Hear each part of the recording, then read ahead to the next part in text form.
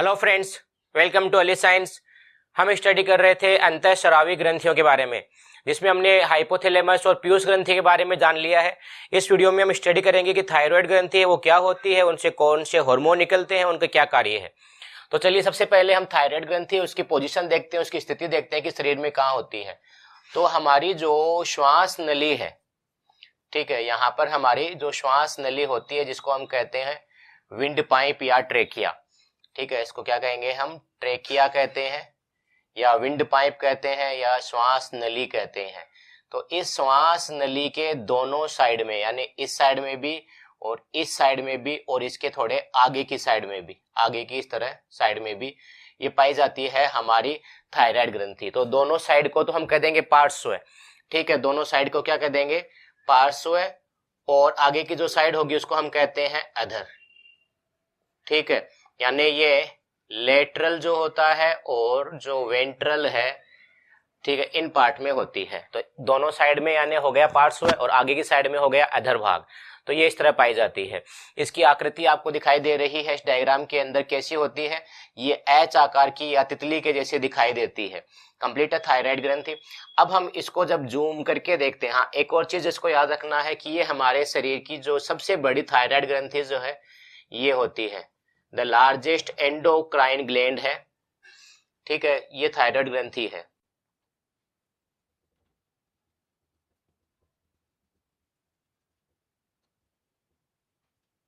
Largest endocrine gland अंतःस्रावी ग्रंथि है, ये थायराइड है। अब हमने इसका एक पार्ट उसको जूम करके देखा है, तो ये हमारे पास थायराइड ग्रंथि है, ठीक है।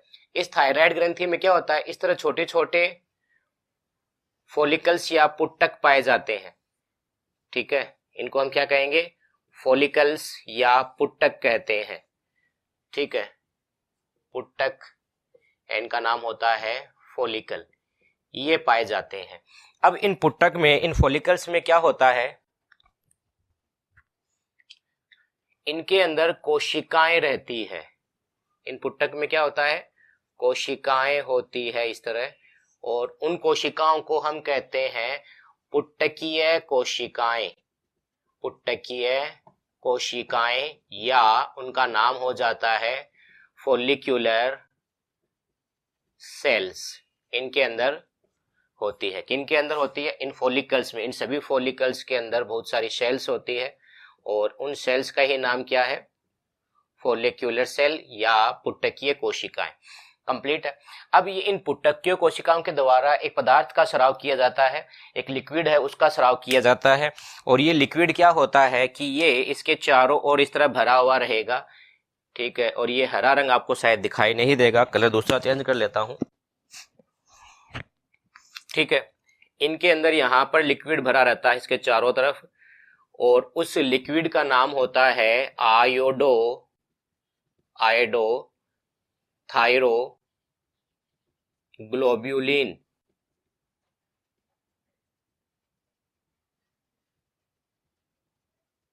ये लिक्विड इनके अंदर भरा रहता है।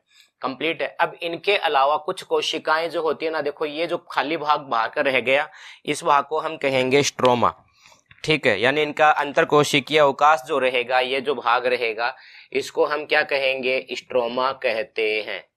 हम बोल देंगे कि पुट्टिकाओं के मध्य में जो अवकाश होता है, खाली स्थान होता है, इसको हम स्ट्रोमा कहते हैं, और ये बना होता है किनका, संयोजी उत्तक जो होते हैं, ठीक है, संयोजी उत्तक, जिनको हम कहते हैं कनेक्टिव टिश्यू, संयोजी उत्तक या कनेक्टिव टिश्यू कहते हैं। और इस संयोजी उत्तकों के अंदर भी कुछ कोशिकाएं होती है स्पेशल टाइप की इस तरह, ठीक है, और उनको हम कहते हैं सी कोशिका, ठीक है, या इनको दूसरा नाम और कहा जाता है पैरा पुट्टकीय कोशिका, पैरा पुट्टकीय कोशिका, ठीक है, उनका नाम होता है, जो इंग्लिश का नाम भी यही होता है इनका, पैरा फॉलिक्यूलर सेल्स, इनका नाम होता है पैरा फॉलिक्यूलर सेल्स। तो इस प्रकार इसके अंदर इंपॉर्टेंट जो सेल्स हमें दो टाइप की मिल गई है, पहली होगी हमारे पास पुटकीय कोशिका और दूसरी जो है हमारे पास उसका नाम है सी सेल या पेरापुटकीय सेल। कंप्लीट है, पेरापुटकीय कोशिका। अब जो पुटकीय कोशिका है, फोलिकुलर सेल है, उससे दो प्रकार के हार्मोन है उनका निष्कासन होता है। एक को हम कहते हैं T4 हार्मोन और दूसरा होता है T3 हार्मोन। T4 का पूरा नाम होता है टेट्रा आइडोथायरोनिन। टेट्रा आइडोथायरोनिन, तो इंग्लिश का नाम भी सेम ही रहेगा। और T3 है उसका नाम होता है ट्राई आयोडो थायरोनिन।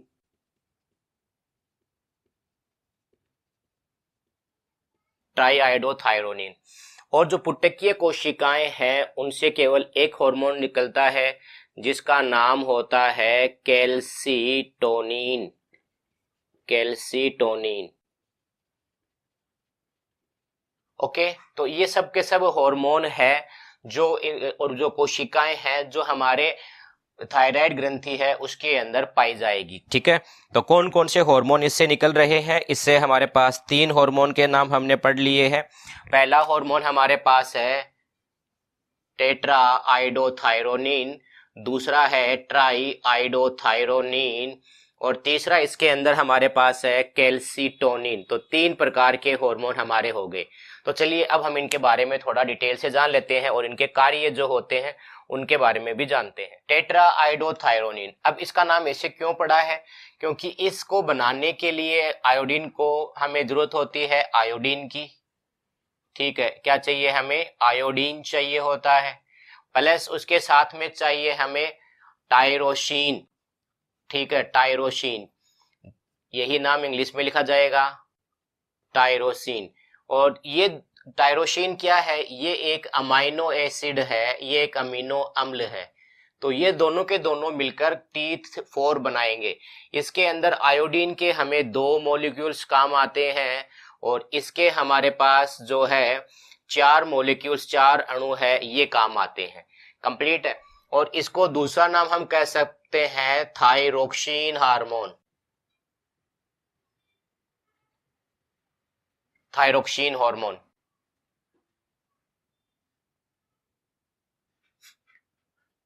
नेक्स्ट हमारे पास है T3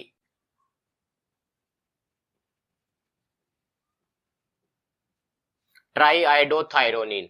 ठीक है, अब इसमें भी सेम होता है, इसके अंदर आयोडीन होता है प्लस टायरोसिन जो अमाइनो एसिड होता है, ये दोनों होते हैं। आयोडीन इसके अंदर हमारे पास 2 काम आता है, लेकिन उसके साथ में 3 मॉलिक्यूल्स होते हैं।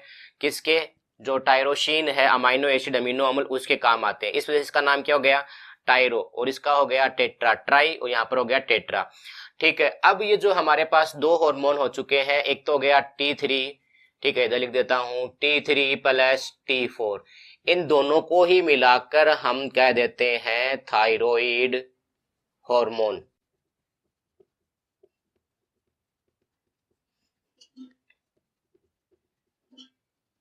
Thyroid hormone. अब देखिए एक चीज और याद रखना है कि इनके अंदर अगर हम बात कर रहे हैं तो ये जो हार्मोन होता है ये अधिक सेक्रेट होता है, अधिक स्राव होता है इसका। ठीक है, मोर सेक्रेशन होता है इसका। किसका? T3 का। लेकिन इसका जो फंक्शनलिटी है यानी इसकी क्रियाशीलता जो होती है, क्रियाशीलता ये कम होती है, यानी काम इसका कम होता है, कार्य कम करता है। इसकी जो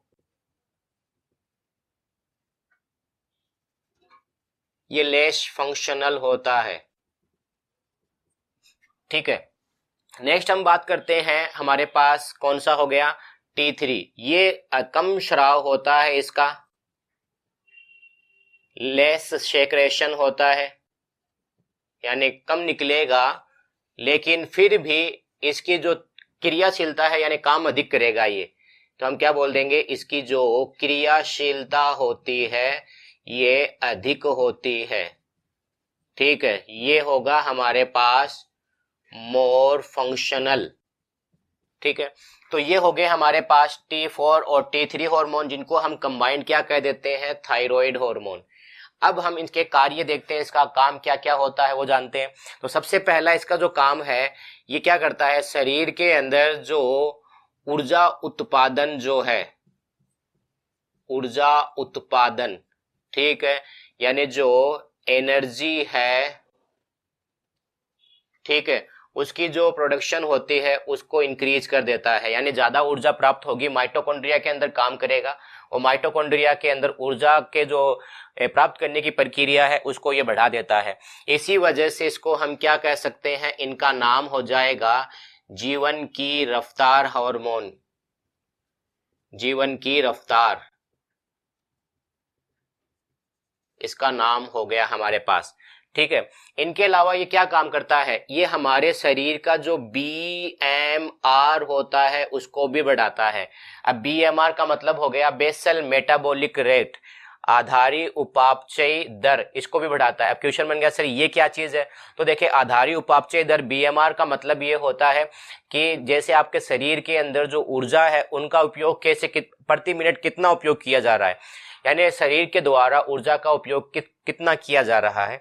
अगर आपके BMR की रेट कम है, यानी आपके शरीर है ऊर्जा का रूप में उत्पादन कम कर रहा है, ऊर्जा का उपभोग कम कर रहा है, एनर्जी है उसको कंज्यूम कम कर रहा है, इससे क्या हो जाएगा, आपके जो फैट है ये बढ़ेगा।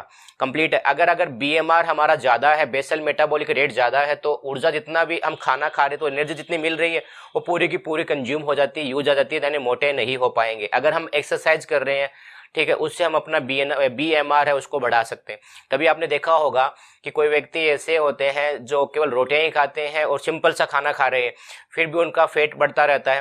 तो कारण क्या है, उनका BMR कम है। और कुछ ऐसे होते हैं खाते खूब है लेकिन फिर भी उनका फैट नहीं बढ़ता, कारण क्या है, उनका BMR है ये बहुत ज्यादा हाई है। तो BMR है, इसे हमारी जो फैट है, ठीक है, शरीर की जो वेट है वो इफेक्ट होता है। तो BMR को हम बढ़ा सकते हैं, कैसे बढ़ा सकते हैं, थायरोक्सिन हार्मोन के द्वारा इसको बढ़ाया जाता है।